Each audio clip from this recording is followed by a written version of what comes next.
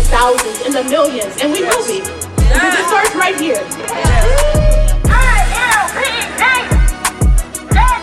Guilty.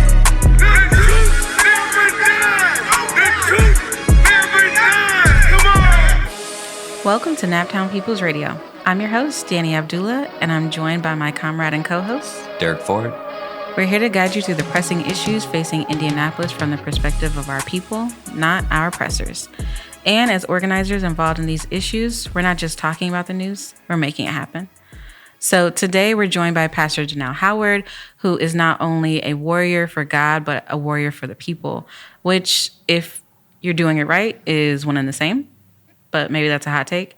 Pastor Howard and I rap about the data center that Metrobloks is trying to put in the Martindale-Brightwood neighborhood, a data center that the people of the neighborhood did not ask for nor agree to, but that City County Councilor Ron Gibson took it upon himself to agree to on behalf of the people, which is absolutely absurd. We also will have a special segment of dispatches from behind the wire. And this time we'll be hearing from the mother of one of Shaka's fellow inmates at River North Correctional Facility about the barbaric behavior of the guards and warden there, as well as how to take action. But before we hear from Pastor Howard and Ms. Faye Johnson, let's hear from Derek in the Naptown Breakdown. So what's going on in Naptown this week, comrade? Well, I mean, on a related note, I don't know about you, but it seems like no matter what temperature I set my thermostat to, or even if it's on or off, the bill is still like, I can't get the bill any lower. Yeah, you know? Absolutely. And so on Friday, November 14th, AES, our energy monopoly, admitted that their system made an error resulting in incorrect and outrageous deposit charges for what they're downplaying as, quote, a small group of customers, unquote. Corporations, so they can charge deposit fees for customers who have received 2 disconnect notices in a row or 3 disconnect notices in a year. And typically the guidelines state that the deposits should be less than 2 months of your annual bill, which is like no small change, your annual bill, 2 months, right? Yeah. And Tyler Fenwick of Mirror Indy interviewed one customer who was locked out of her account. So she called AES, found out that she owed almost $800. And she knew that was whack. And finally, the customer service worker, which is a tough job because, like, you're a worker, you're just towing the line. You have absolutely no power to control anything, you know? Yeah. But the customer service representative was able to, like, clear it up and inform her that it was closer to $185, right? So definitely better than $800. Absolutely, yeah. But, not here, I mean, it doesn't make sense to charge people, one, who already can't afford electricity. Right. Like, let's add additional fees onto that, right? But then if you think that, like, that's a big relief, let's just think about the fact that in 2023, a Secure Save survey found that if 63% of workers in the U.S. were faced with a $500 emergency, they could not afford it. They would have to go into debt. And in 2017, a CBS report found that 56% of U.S. workers couldn't come up with $500 if they were faced with an emergency expense. So, I mean, $500, in other words, we would have to go into debt for a $500 expense. Mm-hmm. So, again, that's not much of a relief. And it just goes to show you, like, how absurd this is. And it doesn't have to be that way. And to put that in perspective, let's think about how much Jeff Bezos, quote unquote, makes every single hour. Because he does nothing, right? But every hour, he earns approximately $8 million. So I, haven't seen that much money ever. It's very abstract to me. So luckily, Akeem helped me break it down. And basically, if I made $2,000 every month, it would take me over 333 months or 28 years to make as much as Jeff Bezos makes in a single hour. Oh my God. Yeah. And, it doesn't have to be that way. And I think, like, obviously, well, you tell me if it's obvious or not, but if I were to go on the street right now of our new Liberation Center and ask somebody like, hey, do you think that Jeff Bezos does more work in 1 hour than I do in 28 years? They would just laugh at me, right? Because it's laughable. Like, obviously, he's not doing that work, you know? And it's also outrageous and unjust. Fortunately, it doesn't have to be that way. And with, an incoming social democrat mayor in New York City and a progressive mayor in Seattle, it's clear that, consciousness is changing in a mass way. Even in Indiana, things aren't hopeless, right? The left is trying to, and the right try to distract us with like these culture wars, By the left, I mean the Democrats, which is actually, I should say Democrats. Let's be specific. Or the right, yeah. So on Friday, people shut out for transgender rights and really packed the room for the public hearing held by the BMV on Hoosiers' ability to change their gender on state-issued IDs. And this is a second public hearing about these possible changes by the BMV, which follow an executive order from Governor Mike Braun directing state agencies to, quote, enforce the biological binary of man and woman, end quote. He should probably take a lesson in biology because biology is whack. I mean, whenever people are like, well, it's not natural, I'm like, have you ever like thought about any other species, I mean, yeah, no, valid. So anyways, I'm still tripping that boy seahorses give birth. Yeah. I mean, still. Wasps have sex with flowers. Yeah. Literally. Yeah, literally. Right? And then right? there's the scorpion that kills the woman, kills its mate immediately afterwards. Yeah, that actually happens a lot in nature. Yeah, so it's like, okay, well, that's biological, right? Yeah. Mm-hmm. So anyways, he doesn't know what he's talking about, and he's in India. But the people know that, and they're fighting back. So WFYI obtained written comments leading up to the public hearing in July, and they included 1,674 pages of emails in opposition to the, to Braun's directive, and only 19 in favor. Wow. So, consciousness changes on a mass scale. It also changes on an individual scale.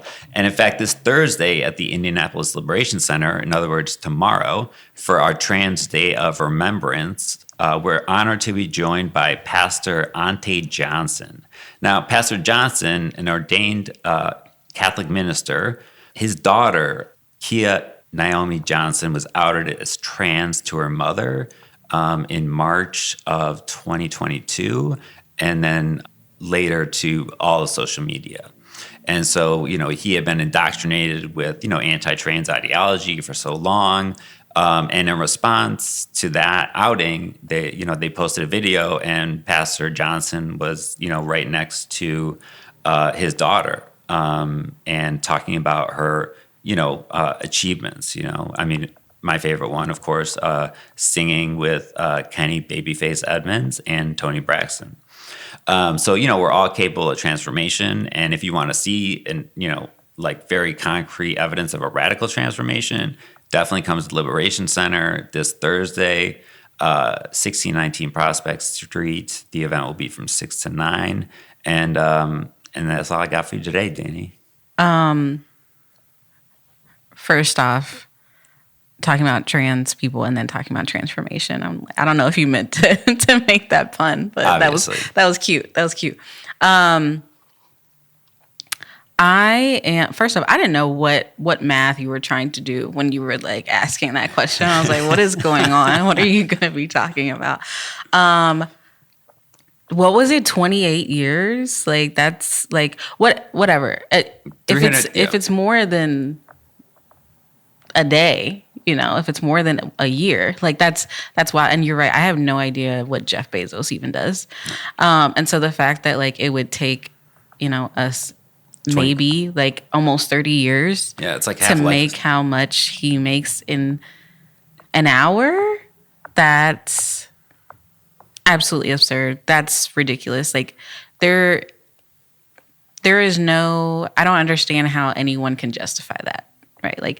How do you justify that you are going to have more money in an hour than some people will make in a lifetime?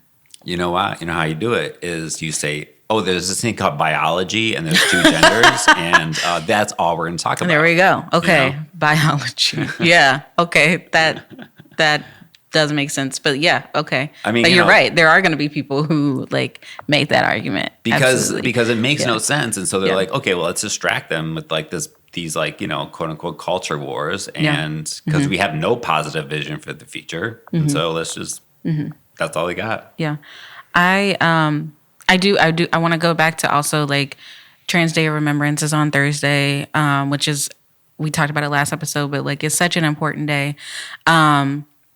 But like so excited and happy to hear about like all these parents showing up for their children. You know, parents showing up for their children in general is great, but you know, like we live in Indiana and also like just like the state of the country right now. It's nice to like hear like there are parents showing up for their kids, right? Like this idea that, you know, everything is bleak and horrible and like the people don't want this. And like, here's proof, right? That like people still care about their children. Like this is wrong, you know, wrong is wrong and right is right, you know, whatever. And as someone who was also raised Catholic. I didn't realize he was Catholic. But somebody who was raised Catholic, regardless, and someone who was queer, and like to hear, and like I did read the article where Pastor Ante was talking about his daughter and like his struggles, which I think is valid. Like 100%. You know, you go from having one mindset to like, oh, okay, I need to change how I'm thinking because someone I love and care about is struggling, you know, like, and there are so many, you know, there's so many stereotypes out there of like Black fathers in particular, adding Christianity onto it as well. Like, it's beautiful to hear that he was like, no, I'm going to like support my child and I love my child. And none of us are perfect, but like, yeah, it's beautiful to hear that, and I'm glad that like we were able to talk about that on here because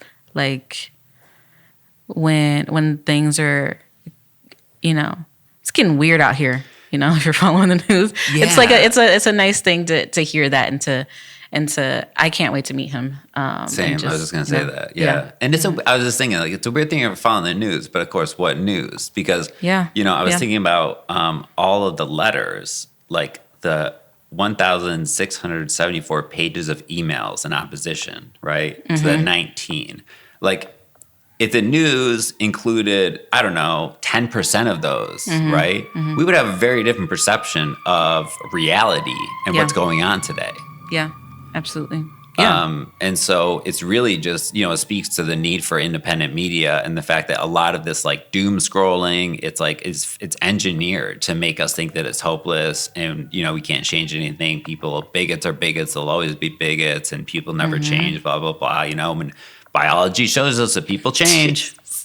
Biology. Yeah, biology does show us that people change, right? Like lizards can cut off their tails or whatever, you know, like. That's the biology we should be talking about, actually. Like, biology is actually super complicated. There's more than two sexes. I don't know, you know, like, people were not paying attention, obviously, in school. But, yeah, I don't know. Hot take, I guess. There's more than two sexes. But biology, it's also like a human construction. So it's not like, you know. Yeah. Isn't everything?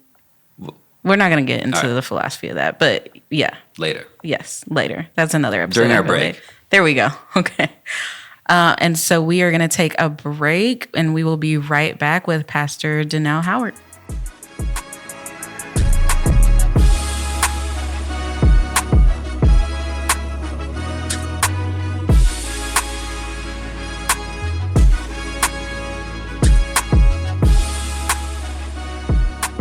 And we're back with Naptown People's Radio. So I am here with Pastor Denell Howard, who, if you live in Indianapolis, if you live in Naptown, I feel like you should know who Pastor Howard is.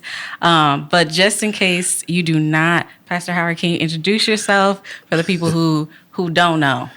Yeah, you know, you be watching them rappers and stuff. They be like, you know who it is. You know, they do that. No, This is your moment, right? This is, like, you know who it is. I am Denell Howard. I get the honor to serve as the pastor of the Holy Street Church of Christ, founder of Evolve International Inc., a mentoring organization. But most importantly, I'm just a concerned Black man. You know, concerned about my people. Absolutely. And today we are here to talk about the data center that they're trying to build in the Martindale-Brightwood neighborhood. So just in case this is people's first episode and they don't know what's going on in Martindale-Brightwood, which I'm actually from Martindale-Brightwood. Absolutely. So Great advocate in Martindale-Brightwood. You know, so that's where my kids go to school. So this is something that's near and dear to my heart for sure. But can you just give folks a little bit of background? What's going down in Martindale-Brightwood right now? So in Martindale-Brightwood, what's interesting is that Martindale-Brightwood is fighting a global fight. Mm-hmm. And I think that we need to be aware that this is a global fight because there's a global push to open these data centers to help deal with AI and all those things. So Martindale-Brightwood is engaged in a global fight to not plant a data center in their community. Mm-hmm. And I think it's important that people understand that we're not against data centers. They're needed, necessary for whatever the future is going to be, but not in community. Absolutely. You don't get to run over people in community. You don't get to just, and we're not asking. Let me be very clear about that too. We're not asking. This is not can you please not put a data center in our community? Absolutely. This is no data center here. This is no. No, we're standing up and saying, no, we're not going to do that. Absolutely. We're not going to allow you to do that. This is our community. This is our neighbors. These are our people. We're not going to allow you to do it. Absolutely. Yeah. Why do you think, I know, and I feel like you know, but why Martindale-Brightwood? Cheap land. Cheap land, access to 70, I believe. Access to 70, cheap land, and I want to say, because we're on Liberation Radio, I want to be honest, and the ignorance of the councilman that represents that neighborhood, because, and when I mean ignorance, I mean not knowing. Right. I don't mean to disrespect him. I mean not knowing, because he openly engaged in a conversation on which he thought was on behalf of the people, but never checked with the people. So he openly said, "Y'all can build a data center in my community."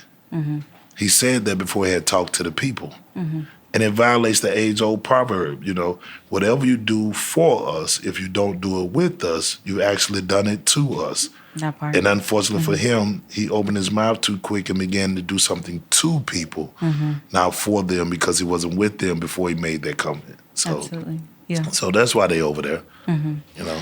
And to be clear, right, Martindale-Brightwood is it's a predominantly Black neighborhood, but it's not just Black people there, of course, but it is a lot of poor people there. Absolutely. And we recently had a group on here who they have a farm out there and which doing amazing things in Martindale-Brightwood, and the people, you know, I want to be clear, like this wouldn't happen down the street from Kim Kardashian, right? Like, Kim Kardashian is not gonna have a data center in her neighborhood. No, not at all. Not at all. Matter of fact, it wouldn't happen down the street from whoever lives in Geis. Exactly. Yeah. Or Noblesville, in certain parts of Noblesville, if you will. In Fishers or Carmel. Yeah. You know, so it is openly racist to me. Yeah, absolutely. You know, you know. Yeah. Hey, I can't. No, you be candid. You already know. I don't know no other way, man. I think it's just openly racist, and I think that what this company thought was, I think everybody who's after these data centers was shocked by the move of the people. Yes. To deny, quote unquote, Google, because we don't know. Can we still say it was Google? It got leaked, so we can't say it was Google. So it was leaked that this was Google, and the people had the audacity to push back against this giant, right? Yeah. And I think that this company felt like, well, if they push back against the giant, we can ease our company in by saying, oh, no, we're not them. We're smaller. Yeah, but you came over into our neighborhood and you're trying to force your way in there. And so, no, I think they thought that could happen. And so, because sometimes people do, unfortunately for chocolate people, sometimes people do think they can just run over chocolate people, Absolutely. man. And, hey, they ain't going to do nothing. They ain't going to say nothing.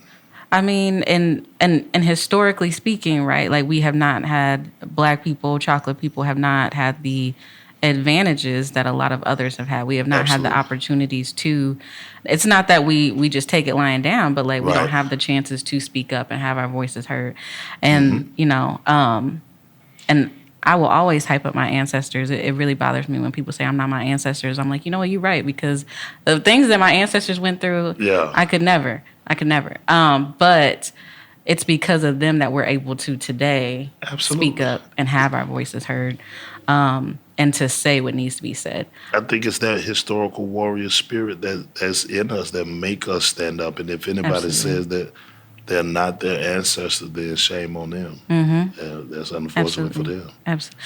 I want to plug Metrobloks.com because you mentioned that this is a smaller company, and just for context, right? Google is a smaller than Google. Right. It's Google is it's Google, right? Like there's songs about Google, right? But like multi-billion-dollar company Google, whereas Metrobloks, I think they got a grant for $5.2 billion, which is a lot smaller than Google, but like still to put that in context, these are people, and this is a group that has billions of dollars, and historically has said that we've built these data centers and we've helped communities, but if you look them up, they haven't built anything. And so this is their first swing at the plate. And so evidently somebody must promise them a home run or something, or that we would throw a softball pitch. But no, we ain't throwing no softball pitches, man. We're not asking, we're demanding. We're saying no. Absolutely. Get out of here. Absolutely. This is not the place for you. You don't value us. You're not here to develop us. You're not here to build us. You're not here to, because again, at the end of the day, capitalism is the society that we live in. People formulate business and stuff to make money. We're not against that. People develop businesses to make money, but not to destroy people while making money. Right. Not to destroy property while making money. Not to sabotage the future of a community while making money. I have no problem with you making money. Absolutely. But don't destroy us in the process of you making money. We've seen that happen before. Yes, we have. It's called slavery, you know. Right. We've seen that before. So we just want to make sure that and people understand. And let me push back against one thing, too, while people say, media spin is interesting, too. It was a small group of people, it's a small group of people who are just a small group of people. No, in the Martindale Brightwood community is saying no data center. Yes, they are. Not a small group of frustrated people of Ron Gibson. Most of the people saying no to the data center actually voted for Ron Gibson and like Ron. Yeah, absolutely. They actually like him. Like they're heartbroken. It's hard for them, but they know they have to stand. So it's not a small percentage of people who just are frustrated. No, that's a community saying, how are you going to build a data center right next to our only grocer? Exactly. You're going to build a data center right across the street from Ms. Johnson and them house. You're going to build a data center right next door to Ms. Mayman. Really, you go, come on, man. that's not allowable in any community, in any context. So No. And data centers have been popping up, unfortunately, all over Indiana lately. yes, and they had like 18 to 20 data centers around Indianapolis. And the people are talking about their water is contaminated, or they don't have water, or it's running their electricity bill up. Yes. And in Martindale Brightwood especially, I mean, no one really wants their water contaminated or their electric bill up. Not that I know of. But especially in Martindale Brightwood of all areas, to do that to already, disenfranchised, poor neighborhood, poor working class neighborhood, we can't have water, like. And it's so egregious. Because you don't consider all the great things taking place in Martindale Brightwood. Yeah. And there's so many. Man, there's so many. I wear my pen proud because I'm a proud graduate of the only predominantly black institute in the state of Indiana. Sits inside the 46218. Yes, it does. In Martindale Brightwood. Absolutely. And that's Martin University. Yes, it is. So there's so much, and I can recall at a point when Martin University was trying to build we had a campaign to build a building, add a new building, and the people that were going to sponsor the building were Key Signs, and they wanted to put a sign on top of the building, and it was going to be seen on the interstate and stuff, and people from every community outside of Martindale, Brightwood, showed up at that city council meeting and was against that sign. They were against it, and they missed the construction of something inside of Martindale Brightwood, the development of education in this. But they fought against it, and the developers backed out. Now, these were not even people in the community. Yeah. They just felt like they would be affected by the sign on the building.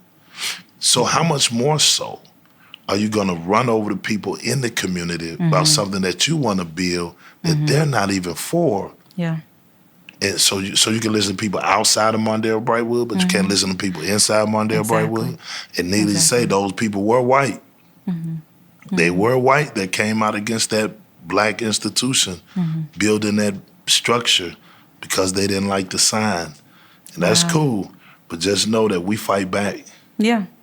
And so the same way that they fought out south and black people joined them to fight out south, I think those people out south should be joining Martindale Brightwood. Absolutely. I think there should be an entire movement of people saying, especially those of the darker hue, showing up and saying, no, I don't live in Brightwood, but if you can do it in Brightwood, you can do it in other places too. We've heard rumors of stuff going in Pike. Yep. We've heard rumors of stuff going in Decatur. These councilmen and these people are for this thing. Yeah. And so I need to be talking to your councilman. I was listening to some very informative guys talking, and they made mention that, you want to be talking to your councilman, see where your people at on this, because Ron Gibson spoke out of turn.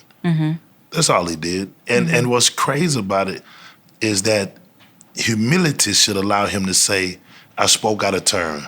Yeah. If we was at my church, I was my bad player. I should have said that. Absolutely. I'm sorry. They don't want that data center. I thought they did. Yeah. They don't want it. Y'all take your drawings, take your stuff, man. My bad. Accountability. That's it. Absolutely. And so that's all we're asking for. Yeah. My bad, bro. I thought they wanted it. Yeah. They don't want it. And I want to, a point that you made about Ron Gibson was that, right, the people voted for him, and the people in that neighborhood like him. Yeah. But I mean, this is really what democracy is, right? It's like holding the people that you have elected accountable for what they've done. His whole job is to represent those people. And you pray somewhere he don't forget that. That you don't represent the interests of Ron Gibson. Right. You represent the interests of the people. Absolutely. And it's okay as a leader. Man, as a leader, I know I've spoke out of turn before, man. To come back and be like, hey, my bad. I thought we was, no, And so you just got to come back and say, my bad. I thought we wanted that. I thought it would be a good idea. It seems that the people in Brightwood want something else. And so now let me work to get that something else.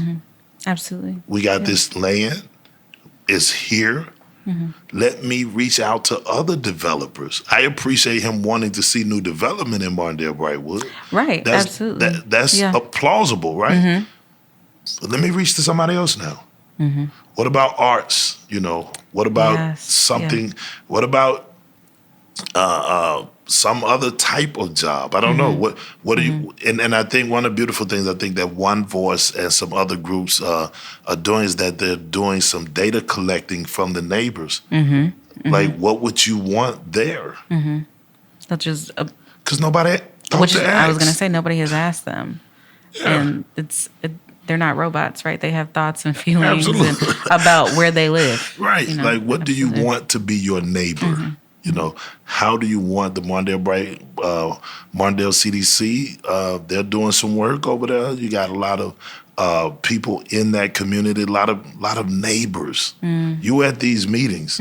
When you go into Brightwood, you better know you dealing with the people of Brightwood. Absolutely. This is not a bunch of organizations and you got to talk to some organization heads. These are people. And they move as a people, man. And so you need to know, man. Shout out to people like Terry Triplett and those guys, man. Those guys move as a neighborhood, and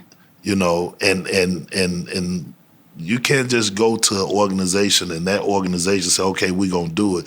And they ain't checked with them people in them houses, man. Absolutely. So.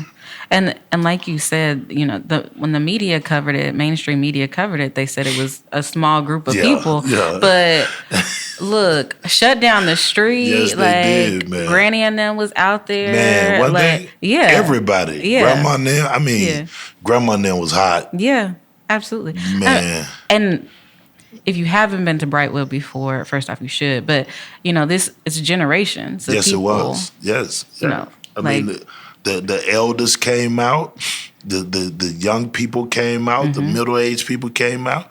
I mean, we had, and not to highlight one over the other, but we had politicians who understood the moment. And you got to salute politicians who understand the moment. Some people will say, well, man, they just playing to the people. Well, that's what politicians are supposed to do. They're supposed to listen to the people. And they go the way of the people. And so, we had them come out and they stood with the people.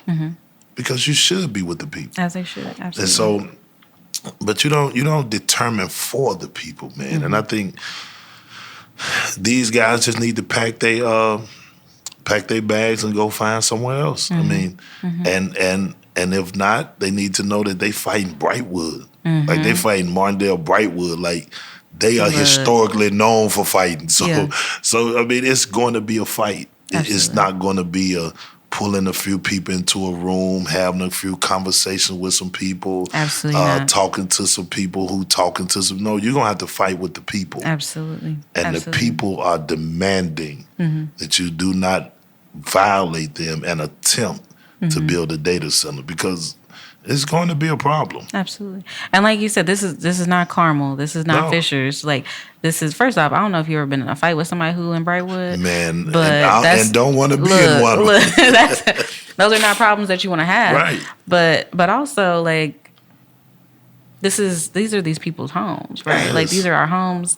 Like I said, my children go to school in Brightwood still. I'm from Brightwood. Sacrificed their life, man. Yeah, absolutely. I mean, these are my grandmama's mama built this house over here. That part, we were here when the white flight took place and people went and purchased homes here and you didn't service it. People who were here when Martindale Brightwood was the donut hole. Remember now, it's always focused as the donut hole. They've invested everything except in Martindale Brightwood. And so people who have been here through all of that, who've been in there and been investing in and take care of their neighbors and seen community at its best. You're not just finna come in there and just run them people off and say, this is what we're going to do. Absolutely. Take it. No, it's not gonna happen. And that's what it takes is the people. And you said, like, it's not an organization, which, it is the people showing up for the people. Absolutely. And that's what I love about. I was speaking to Sierra the other day, and I was talking about it is absolutely my desire to make sure that people understand it's a people's movement, not an organization movement. Absolutely. So that way organizations don't get success or credit for success Absolutely. that people fought for. And sometimes what happens is we start, trying to applaud or tap the organizations and forget that the people actually make this thing happen. Absolutely. And so it's a people's fight, man. Absolutely. And the people are in it to they're in it and they're not quitting. So I'm just excited to be with the people. Absolutely. Always. Yeah. How did you get involved in this fight? Man, I'm right there on Hovis, so and plus, at the end of the day,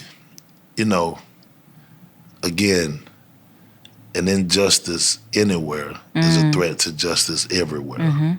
That's a true statement. So when you talk about, I don't care if you violating chocolate people in Mozambique, Mississippi, or Mondale Brightwood. If you violating chocolate people and I'm capable of lifting my voice, lending my hand, my feet, my energy, my power, I'm doing so. And so I think it's too near me not to hear, So when the people cry out, the people say no, then I'm going to say no. Did you hear them people? Yeah. Because see, Medill can't go down there. But I'm going to go down there because Medill said no. And she's sitting in the house and she can't get out. Y'all done cut her snap and all this stuff. Yeah. You dig? So Medill said no. So I'm showing up at your door saying, no, you can't do that. Same way I say, when the police shoot and murder our young black boys, I'm showing up. Like, no, you can't do that. There's gonna be somebody, and it's more than just me. There's a plethora of black men who stand up for people. Absolutely. Yeah. And I mean, and that was why I alluded to in the beginning. If you don't know who Pastor Howard is, I don't know what you're doing in this city, because Pastor Howard, I'll go to something and I feel like unrelated to party work, and I'm like, oh my God, Pastor Howard here. Yeah. Like you're everywhere, showing up for the people. We're fighting for the people. Absolutely. That's why you Always. My friend and sister, you know what I mean? Because y'all fight for the people. Absolutely. And I think that in this culture, man, where we've tried to create so much individualism, so much individual success, you get yours, don't worry about nobody, all that. Man, it's still people. Yeah. Like, you're still comforted by people. Absolutely. You're still celebrated by people. You're still critiqued by people, too. Yeah. But you need people, man. Absolutely. And the people have the power. My favorite quote, when Fred Hampton Sr. Once said, and I won't get it in order, but he was like, red power to red people, brown power to brown people, white power to white people, yellow power to yellow people, and black power to black people. All Amen. Power to the people. Amen. The people have the power, no matter what your ethnicity or whatever. But if you want to get something done, pull your people in. Absolutely. And I'm not mad at white people when they pull their people in out south to say we don't want Google. But just don't forget we joined you. Absolutely. Yeah. To say no to Google. So don't then leave Brightwood hanging as if that's not your issue. Yeah, absolutely. Absolutely. How do you feel, how can people get involved? If somebody's listening and maybe they don't live in Brightwood, but they care, how do you feel like people can get involved? Protect Mondale Brightwood. And then you got One Voice. You can go on there. You can even find some stuff, again, online, wherever you want to find it at. You can check out those. But those two things I'm going to direct you to right now that you can go on to and see. Absolutely. The calendar of meetings, get involved with the people who are on the ground doing the work. Okay. And then, like I said, Metrobloks.com, and we'll put all of these in absolutely. Metrobloks.com, because the petition is there. It is. So you can go on to Metrobloks.com, sign the petition. I've learned the power in signing petitions. Yeah. Like, there is a lot of power in signing petitions. So if you just want to sign a petition, go sign a petition. Please sign a petition. And then, we might be in the street somewhere sometime soon. Just make sure you wrap up when you come out. There we go. Yeah.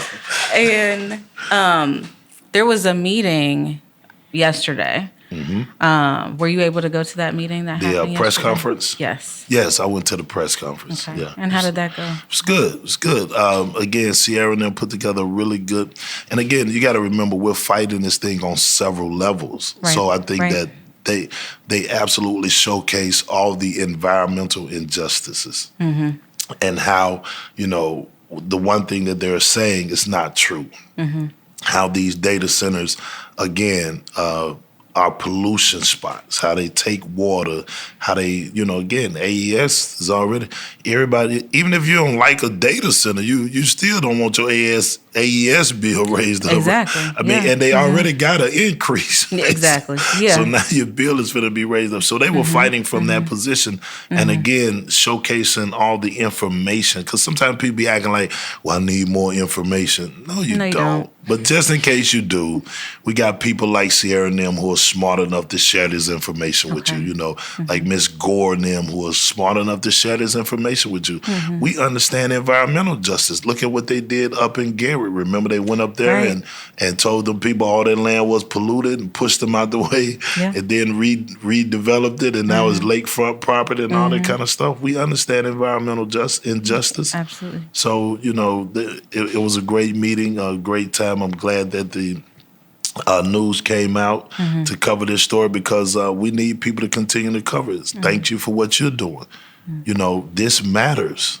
This matters. We got to keep talking about it because, again, when you're trying to bully people, you need them to be quiet. Yeah. You need them to be quiet. You need them to be able to get bullied in quietness. And so we refuse to do that. And so people get ready, man. We in it. We in it for the fight. There's no way we're losing this fight to Metrobloks. Not Brightwood. Not Brightwood ain't losing no fight to Metrobloks. Absolutely not. Some cats from, I think they're from Canada or Washington somewhere. The meeting was funny. He tried to they're act not from here. He's like, I have a heart for urban development. Like, you got a heart for what?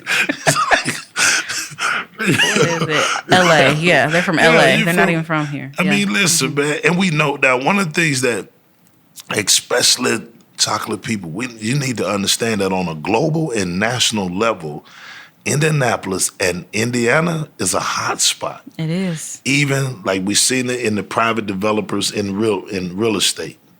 Remember all of those private developers? I think I went to a meeting one time. They said Indiana, Houston, and I think it was Memphis or somewhere. But these were like prime areas to go buy property. And so to get property in Indiana, to get property in Indianapolis, it's a big deal. And so these people are trying to come, and then you got a governor who said, hey, I'm with it.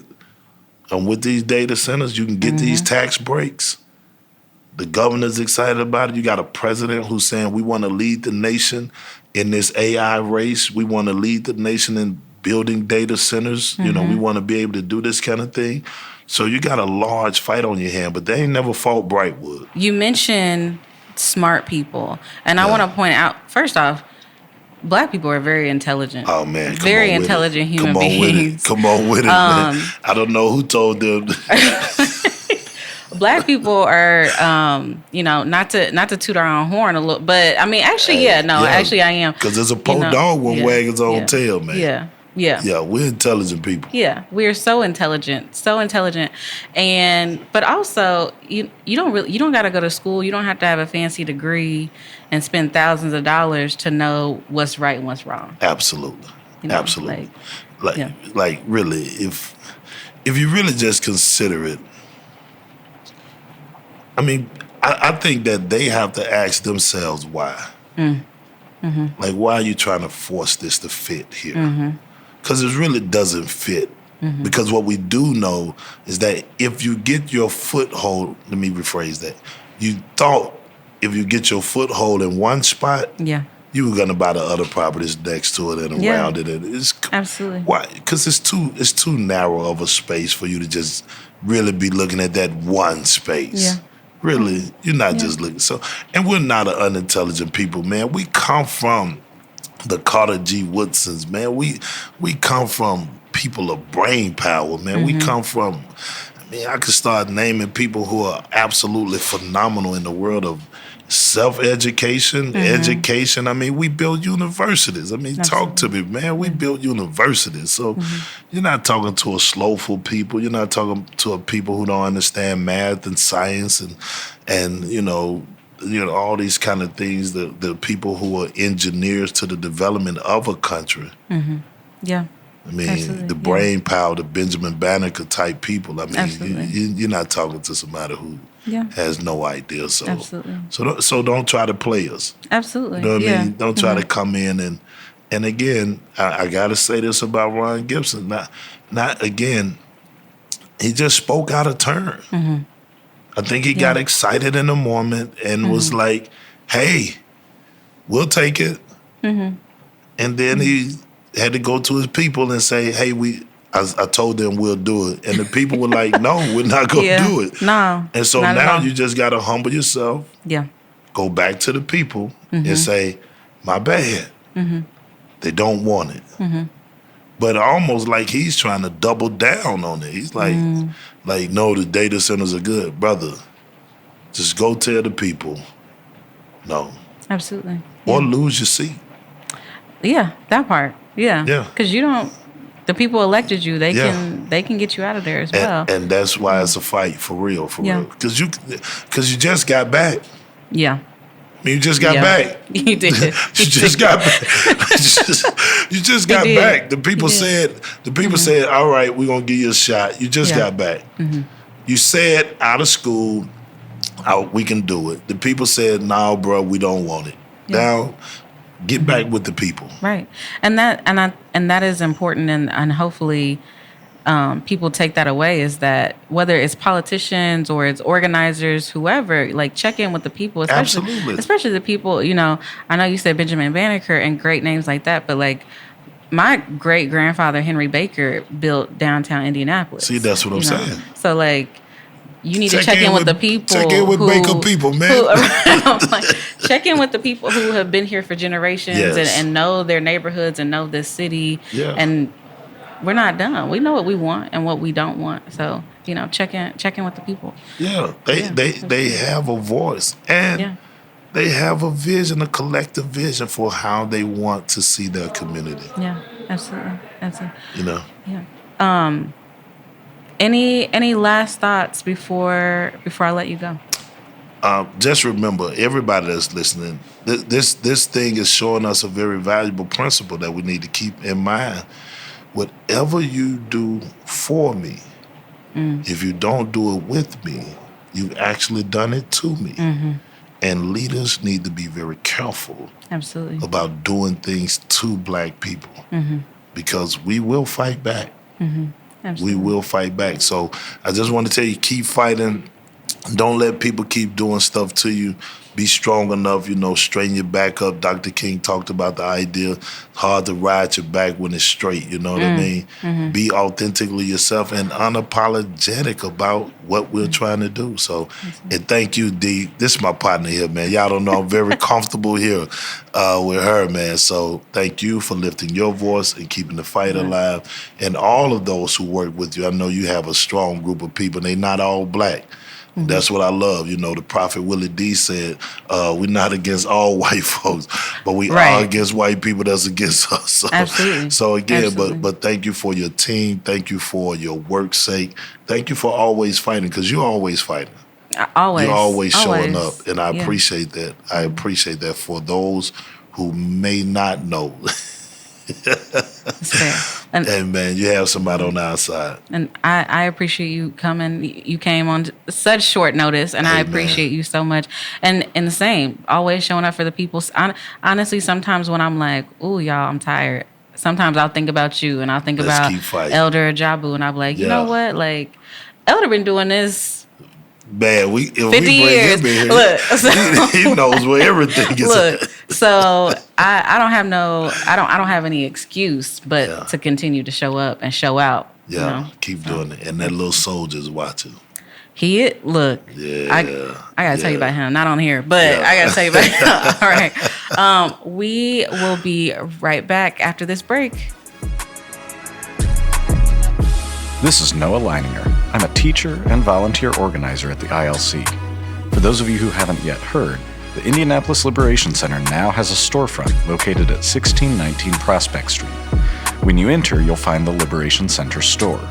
We've got over 300 books on politics and education, art, history, gender and sexuality, Black liberation, and more, in addition to a range of radical posters, buttons, and original t-shirts, including our latest Shaka A. Shakur and Defund the IMPD, with the names of some of their victims on the back. Come through to see our new liberated space, but don't leave without your next read. All right, welcome back to Naptown People's Radio. We are honored to be joined for this segment of Dispatches Behind the Wire by Faye. Welcome to the show, Faye. Thank you, sir. Thank you so much for having me. And Faye, it's unfortunate circumstances under which we're having you, but we're really honored that you, your son, and another inmate are speaking out about a really horrific but unexceptional incident that happened at River North Correctional Facility, specifically in general population and in the infirmary ward. So I wonder, could you speak to us a bit about how this came to your attention? So your son, his name again is? Christopher Johnson. Yeah, so what happened to Christopher Johnson on November 2nd of this year? November the 2nd, between 11:50 and 12:02, they were in the chow hall. They were served food, not a lot on the tray. They were served raw chicken, and my son Christopher asked one of the COs if he could help fix it, and he said no. My son is coming home December the 1st, so he asked to be put in the shoe when nobody wanted to try to help out. So he was told to step into one pod. Another CO told him to step out of the pod. He got on the floor, flat down. He was handcuffed. The minute he was handcuffed, they sounded the alarm and they started shooting my son with rubber bullets. They had maced him, so he was trying to get to water to get a drink to breathe. And they started to shoot again. He pulled the tray cart around to guard himself. Then, as what I was told by the witness, the goon squad came in, and there was 4, possibly 5 guards that attacked my son. The surgeon told him that the femur bone is a very hard bone to break, and they demolished his with brutal force. He was taken from the prison to a hospital, straight into surgery, where they put a titanium rod. They cut him from the groin area down to his knee, put in a titanium rod, a metal plate in his kneecap. As soon as he was awake and alert, they took him back to the prison into medical, where they are not qualified to take care of his injuries. Have you been able to speak with your son? I have. It took a few days, and I talked to a lot of people at that prison because I am my son's emergency contact from prison. And when I was notified of this on Sunday, where I was at work, I called the prison and I talked to several different people.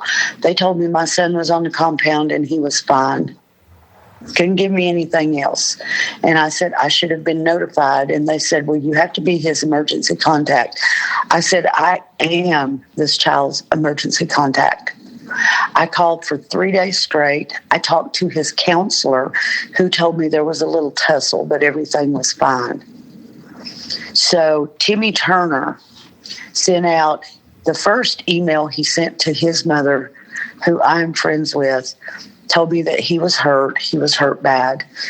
Then he sat down and he wrote the second email. And it took 2 days for it to get here. We thought they flagged it and they weren't going to let it out, but we got it. And it gives me a play-by-play of everything that happened from the minute my son spoke up about the tray until he was call from Seth. Buddy, Timmy, sit down and watch while they brutally attacked him. Timmy has talked to his mom. I talk to her every day. She says that they are they're checking it out, writing it up, but they're doing things to cover up, like the cameras and all that stuff. So I'm not sure what they're doing, but that I know of, nobody is in trouble for what happened. Yeah. No, I can almost verify that. Yeah, and if you think all of this over the fact that he did not want to eat raw chicken bites. Yes, sir. Yes, sir. Absolutely. The boy, Timmy Turner, also told me that my son did not fight back. Yeah. He did not fight them at all. He was on his stomach. He was handcuffed. He could not get up and try to fight his way through. He had to lay there and let them do what they were doing. Yeah. And, there were multiple COs involved in attacking him. Yes, sir. Yes, sir. I know Timmy's email names 4, but the goon squad, as Timmy called them, also came in. So I don't know how many that was. I don't know who that was. And what were those sergeants' names? It is C.O. Hart, C.O. Cornett, Sergeant Lavalia, and Captain Rod. Okay. Now that are the four. Yes, that are the 4 COs that I have names. But there was also what was called a goon squad. I have no idea who those people were. Timmy will know, but I have no idea. Yeah. So again, they basically deployed 4 COs and a goon squad on your son, right? Because he did not want to eat raw chicken that would make him sick. And to me, that just speaks to the barbarity and the inhumane, literally. Animals are treated better than this. Animals are fed better food than this. Sir, my son, up until he was hurt on the 2nd, I talked to him every single day, sometimes 2 or 3 times a day. And he tells me about the food that they eat. They cook. What they cook is kind of like what you would open in a dog food can. It's bones, it's everything, and it is just spooned into a tray that can't be eaten. If they don't have family on the outside to keep them funded, they don't eat. No, and it's an extortion. Yeah, and it's extortion because it costs something like $25 in commissary to get 12 water bottles, and your option is to drink, brown water. Exactly. They have taken property from these people that they have paid for on their own. They've taken their TVs. They've taken their tablets. Mm-hmm. They buy clothes to have something warm because most of them don't have heat in there. They do not have cooling or they don't have heat. They buy clothes. They take all their property. They leave them with nothing. This is my son has been here, well, not in this exact prison, but he has been locked up for almost 11 and a half years. Pocahontas was the only place that he was not mistreated. The other prisons were just as bad as River North. We actually have a prison here close to us. And it's called Wallen's Ridge. There is right now a lawsuit because the COs beat a prisoner to death. Well, yeah, and River North actually, Shaka A. Shakur has a criminal and civil case pending against 7 correctional officers, one by the name of Brinegar, because he was transferred there in 2021, And immediately upon arrival, he disappeared, and 7 guard COs attacked him, called him racist names. And we have an eyewitness who said he saw Shaka appear 30 minutes later, all bloodied up. And, he wasn't treated. He was given Tylenol, and that was it. So, and then they send him back to River North, where the same CO, Brindagar, has control and access to his property, including his legal strategy in the court case against him. I mean, this is just... I work in a hospital. I watch prisoners come in to this ER. Some are dead on arrival. A lot of the prisoners that are brought into this small hospital have to be transferred to bigger facilities because we can't take care of them. They are surrounded by armed guards. These guards, the prisoners don't talk. They're not allowed to. The guards talk for them. Anytime they're asked what happened to this person, well, they fell off a bed or nobody saw anything. These guards will stand in this room for hours while tests are run. They eat, they order pizza, they have a laugh while this prisoner lays there and watches for hours without a bite to eat. They don't want our hospital cooked to feed these people. Yeah. Yeah, it's just so, again, inhumane. And, they make it seem like prisons are so violent, and they are, but it's really the guards who are violent against the prisoners. Yes, sir. I don't know if these people that work in these prisons have such a hard home life that they take it out on these prisoners. I'm not sure what's going on, but these people made a wrong turn. A lot of them are not hardened criminals. They've made a wrong turn. They're human beings. Exactly. These guards are put into these prisons to protect these people. And they're not protecting anybody but themselves because they are torturing people. Yeah. He was always a good kid, no problem. And he has endured so much torture. He gets along well with everybody. It's just the guards. They single you out.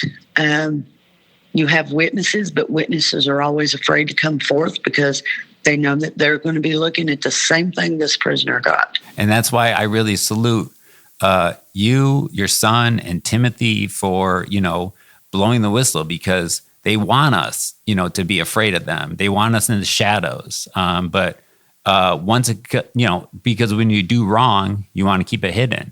But when you do right, when you're on the side of right, you want to bring it to light. And so that's what we're doing.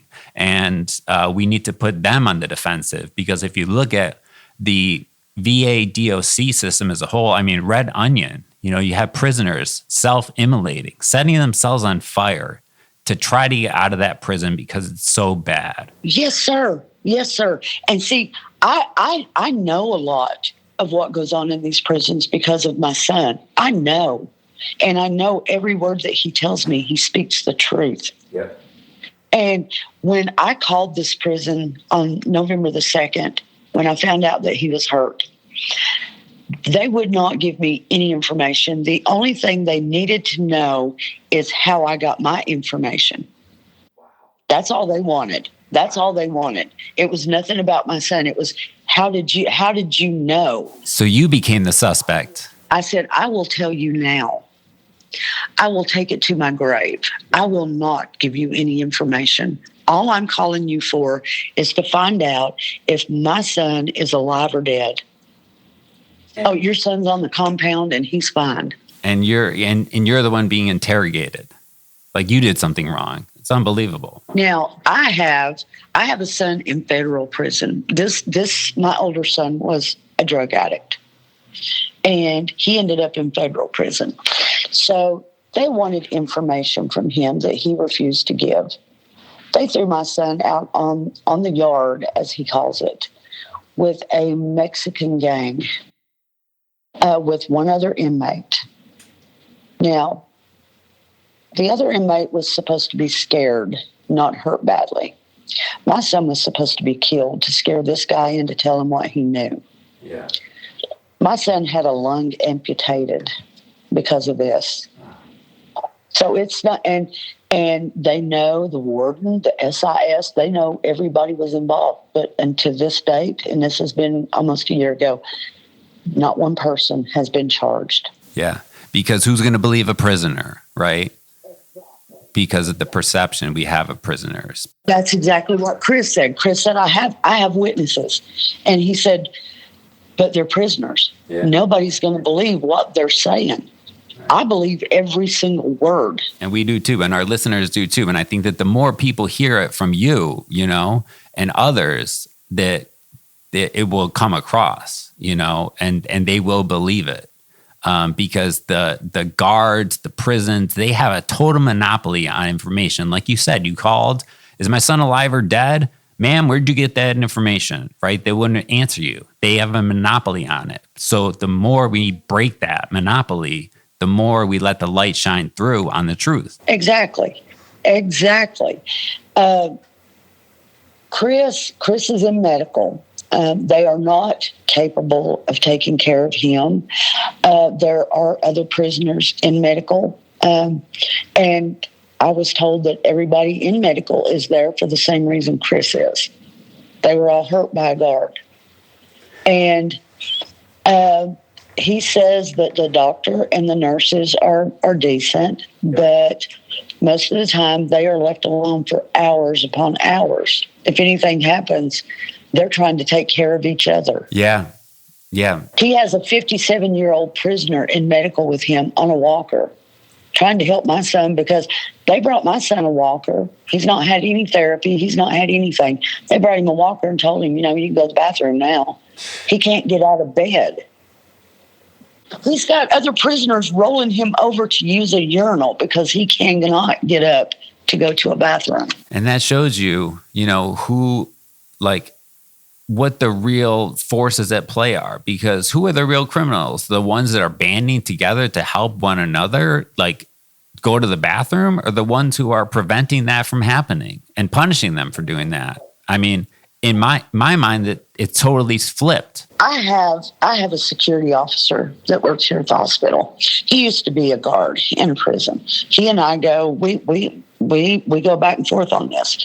He's always putting these little things on Facebook about the monsters in prison, and I tell him straight out, right on social media to his face, the only monsters inside a prison wall are the guards. Yep. Yeah. I know there are vicious murderers inside prisons. I know that. I know there are rapists. But a lot of these people that are locked up being brutally attacked are nothing more than the little country kids that made a wrong turn and should have not been put in a level 5 prison for almost 12 years. Yeah. I mean, the sentences that we give out in this country are, you go anywhere else, I travel the world, with some parts of the world, and they just cannot believe it. Even, murder is I believe that, unless it's, self-defense, that murder, is should be a crime, right? It harms society. But when I go and I say, yeah, somebody's doing, they're on death penalty for a murder case, or they were sentenced to 300 years. They can't believe it because they say, wait, in our prisons, we rehabilitate people, we give them opportunities to educate and to make amends, so they can then go recontribute to society. And here it's the opposite. It's just punishment.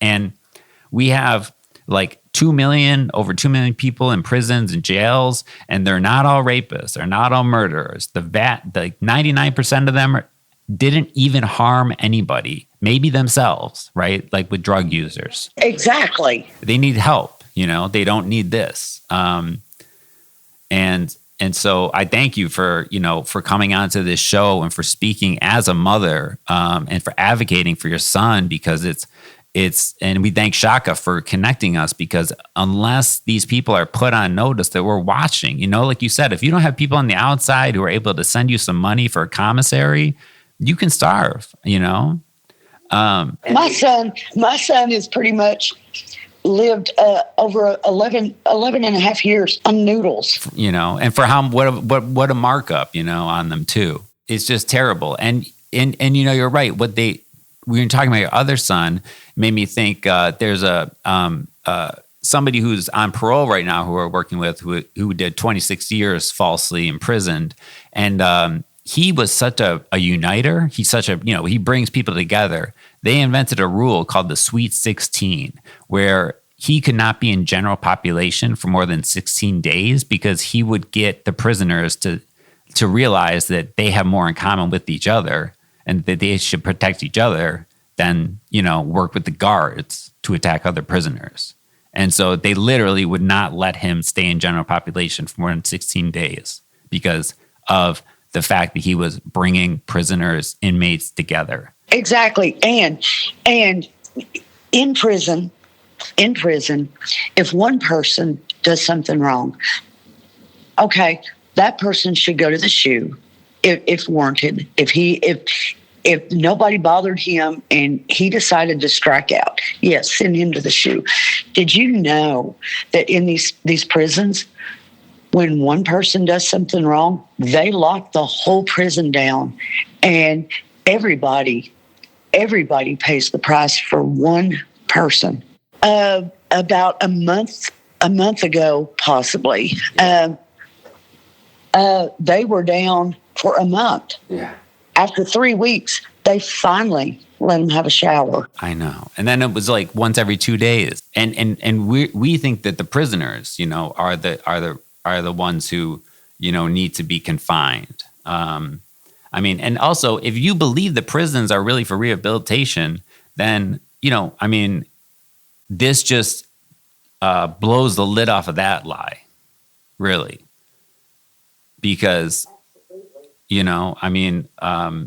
this act of speaking out and speaking the truth, no matter what consequences may come, to me, that is somebody who I want in my community. I want them in my community because they're going to stand up for what's right, no matter the consequences, right? That's somebody I want released immediately, honestly. Somebody who's going to stick their neck out for somebody else and take the consequences. I salute Timmy, your son, yourself, everybody who's bringing all this to light, because we can't let this continue any further. And it's systematic. This is not, unfortunately, your son is not an exception. It's the rule. I'm trying to find a lawyer that will take my son's case to, I told him, I'm going to make sure they're sued very well, because he's not going to be whole again. He's going to have a lot of pain, he's had a lot of punishment over this. And I've told him, if I have to walk my happy butt all the way to Washington, I will make sure people know not only what's happening to him, but other prisoners that don't have anybody on the outside to talk for them.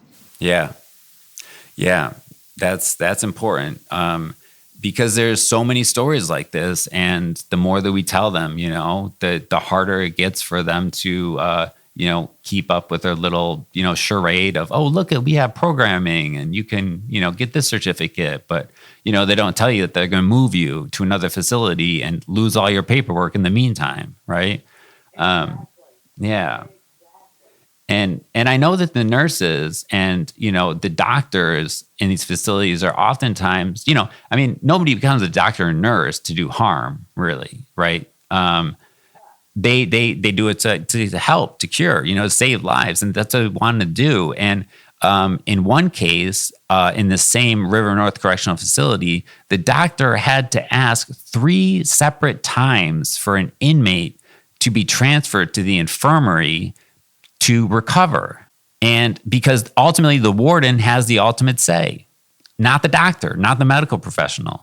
My son said that Dr. Sheffy, that's the physician that has been trying her best to take care of him. And he said, I have to say, she has treated me like a human being. She has tried so hard to take care of me. And he said, I take my hat off to that lady every day because of the way she's cared for me. Yeah. But then you have a CO that comes into medical because Chris is laying here screaming in pain. And the CO says, I bet you I could hit that leg real good and we could get rid of all that pain right now. I'm not going to lie. I call the prisons, and I am a good person. I am a very good person. Anybody that knows me knows I would go to the end of the world for anybody. But when I call this place, I am not by far a good person. I tell them, you let me know my child is alive or I will be at your door bright and early in the morning. But when I come, I'm bringing the devil with me. I don't think that means you're not a good person. I think that means you're, willing to do what it takes to get justice. And those who make, the available routes for justice impossible, make us pursue other routes. And, that right now that route is uniting, getting these stories out there, connecting with families and who have, and inmates who are suffering these same problems. So I want to encourage everybody listening to this, reach out to the Indie Liberation Center, info@indieliberationcenter.org or shaka@shakashakur.org, or, some other emails that we can put in the show notes that we can, maybe build a nationwide coalition of inmates, their families, as well as doctors and nurses who have great insight into exactly what the problems are at these prisons and exactly how cruel and unusual the punishment is. Yeah, it's horrible. It's horrible. The conditions, the treatment, it is unbelievable to people on the outside. So what we're going to do is we are going to put together a phone zap where we're going to release that and we're going to have everybody with the conscience who's listening give these folks a call and let them know that you are aware of what they are doing at River North Correctional Facility, at the infirmary, and at the prison altogether, and that you want answers. And that is the first step in making change. And we, salute you. And I want to thank you again for taking the time out of your day, out of your work day, nonetheless, for connecting with us and for sharing the story, because it's important. And that's a small act, but if we all commit to those small acts, those add up to big acts. Yes, sir. Absolutely. And thank you. Thank you so much. And if I could ever talk to Shaka, I would.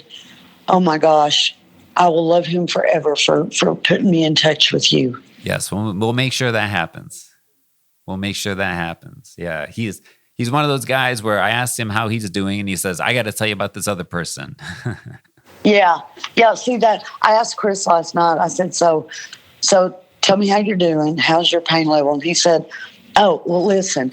And they called the other gentleman old timer, and he said, old timers, he's in worse shape than I am, Mom. He's on a walker, but yet he's over here trying to take care of me. That's what humans do. We're social beings. We're supposed to take care of each other. Yeah, and that's what we see inmates doing. Absolutely, under the most horrendous conditions. And so, if anything, the flip side of this tragedy is it gives me hope, because it tells me that there's still the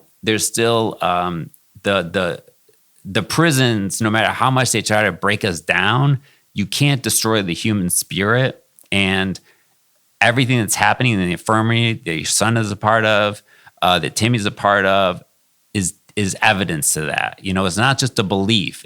That's the proof right there. The prisons can't do that. The human spirit prevails, solidarity and connection and community and building together, and eventually we'll win, and we will be there every step of the way to support you as you seek justice for your son. The words that you just spoke. I talked to Old Timer last night when I was on the phone with Chris, and he just gave me the same exact words you did. He said they break you down, but you can't let them completely break you. Yep. You have to keep your spirits up. And he says, I don't take up with too many people. But he said, I want you to know that your son is amazing. And I said, I appreciate that. He said, now he can be a little bit of pain in the butt when I'm trying to help him get up or what. And I said, honey, I already knew that. Yeah. I'm his mother. Yeah. But I have people that I have never met that I have connected with, and I want to help them so bad. So bad I want to help these people. Yeah, you're not the only one, That's what we're here for, and that's what we're doing. So I want to thank you again for being a part of this and bringing this to light. We're going to do everything we can to amplify this, get in the media, make sure that it's corrected, make sure that, the COs are fired, there's proper investigations, there's new protocols put in place, whatever needs to be, as well as restitution. And your son is still slotted to come home on, was it December 1st? December the 1st, yes. All right. Well, I'd like to speak with him when he's home, and I'd like to speak with you again. I'll have you back on the show for an update. This is the time. Yes, sir. You have my number. Please keep in touch, and I will make sure you talk to Chris. Yes, please. And please, in the meantime, send him my regards and my love and solidarity, and all of us here at the Liberation Center. Yes, sir. And thank you so much. You are such a blessing. What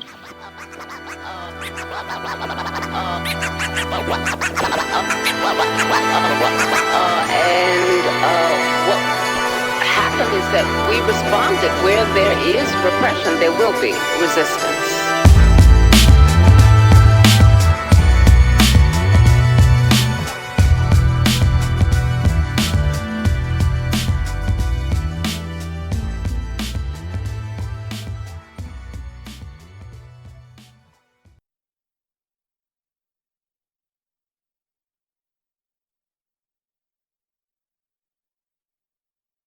Welcome back to Naptown People's Radio. I hope that you enjoyed the interview with Pastor Denell Howard and learned and were galvanized to take action from the segment of Dispatches from Behind the Wire. I do want to say, Pastor Denell Howard, I have a lot of respect for that man. I remember meeting him a couple of years ago through the police brutality work. And he's somebody who just always shows up basically whenever there's something going on, even if he can only make it for a minute or two. And I don't know him real well, but he just always shakes my hand. He remembered me, and that, it means a lot, because I'm sure he knows a lot of people. And so, just the fact that he, shakes my hand and it's good to see you and everything. And, I always see him at Vernon stuff. Always see him, obviously, when they're at Martindale Brightwood. He's the one who got us, he's the one who led the street takeover at 25th and Sherman, So, definitely appreciate him coming on the show and teaching us about no Metrobloks. So, Danny, who gets the Circle City shout out this week? All right. So today's Circle City shout out goes to Connie Thompson. So Connie is an Indiana native, and although she is a former member of the Party for Socialism and Liberation, she will forever be our comrade. So Connie is a transgender freedom fighter. And if you've come to some of our events in the past, she helped put together our first ever drag show. She's helped put together past T-Door events. She used to be the main Hope Packages leader from 2021 to 2023. Connie does so many things. So we first met Connie as she was putting together a protest by herself back in 2019, demanding the U.S. get out of Venezuela, which, history repeats itself. But if you've ever put together a protest with others, a lot goes into it. And then trying to do it by yourself just goes to show the type of fighter that Connie is and the type of comrade that she is. Today, you can find Connie adding to the liberation of our people through the arts. She is currently filming for a project called, I'm about to mess it up, Naira Lahotep. I'm going to call her after this and be like, hey, how do I pronounce that? And she was most recently in the live performance of Dracula, A Comedy of Terrors. Some may ask how the arts are part of liberation work. If you're asking that, then I'm going to assume this is your first episode, because we have talked a lot about how the arts are liberatory on here. Some have this weird perception that socialists want life to be dreary and we all wear gray and we all have the same haircuts. But, I ask you, what is the point of liberation without joy, without entertainment? And can we even call it liberation if we don't have those things? Thankfully, we have people like Connie Thompson in this state who can chant at a rally in the morning and then deliver lines by night. Connie was such a pivotal part of my confidence growing, helping me grow my confidence when I was a candidate in my early days of being in the party. And I'm forever grateful to Connie. And as I say on here, almost every episode, answer your calling. Liberatory work, freedom work looks different for everyone. And all of it is necessary. We need each other, every one of us, to actually make things get better. And Connie is such a beautiful reminder of that. So shout out to Connie Thompson. Yeah, and I remember the Liberation Forum that she spoke at, where she said that being in the party gave her the confidence to come out as trans, and her mother was Angelina. So hopefully, Comrade Mom. Yeah, Comrade Mom. Hopefully, we'll see them again. Last time they came to our TR event, so hopefully we'll see them on Thursday. That is Thursday at the Indianapolis Liberation Center from 6 to 9 p.m. It is organized by the Fonseca Du Bois Gallery, powered by Arte Mexicano in Indiana, 6 to 9 p.m. Tonight at 6 o'clock, there is a liberation forum put on by the PSL called Winning the Global Class War. And Saturday, there is a Hope Package Assembly and Distribution, as well as always, Circle City Sangha, 9:30 a.m. to 11 a.m. If you can make those hours, God bless you. I look up to you. And the other thing is that the Saturday, actually, well, if you happen to be in or around New York City, there's going to be a screening of the new Shaka A. Shakur documentary called Across Enemy Lines, Shaka A. Shakur. And then on December 4th, there's going to be the worldwide premiere of that documentary, and we are organizing watch parties all across the country and possibly the world. So we are doing one here at the Indianapolis Liberation Center. And so wherever you are, wherever you know people, just tell them to go to shakashakur.org and they can fill out a form and host their own watch party, because we want to, show the prison authorities exactly how much support he has. And by extension, all political prisoners, all of our comrades behind the walls, enemy lines have. So that's it for this episode of Naptown People's Radio. If you found today's discussion useful, pass it on, leave a comment, go to support.naptownpeoplesradio.com and donate, and listen for our next episode to drop. You can email us, producer at naptownpeoplesradio.com. If you have a suggestion for the show or feedback, anything, we'd love to hear it. The road ahead is long, but we walk it together. Study with your comrades, build with your community, and always remember, theory without action is paralysis, but action without theory is chaos. Once again, I'm your host, Derek Ford, here with my comrade and co-host, Danny Abdullah. Stay dangerous, stay disciplined, and stay in the struggle. We trying to create a movement. We got a chance to do something in Indiana that brothers like myself been talking about for the last 40 years. When I first became political and we was organized behind the walls in the 80s and 90s, some of the stuff that we doing now with the different programs and the different institutions that we have and things like the Indy Center is things that we used to talk about and dream about doing.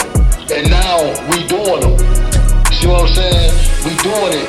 And we got to keep that momentum going. And it's also generation. So as the next generation come up, you know what I'm saying, it's on y'all to take it to the next level and take it to the next stage. Salute, Shaka Shakur.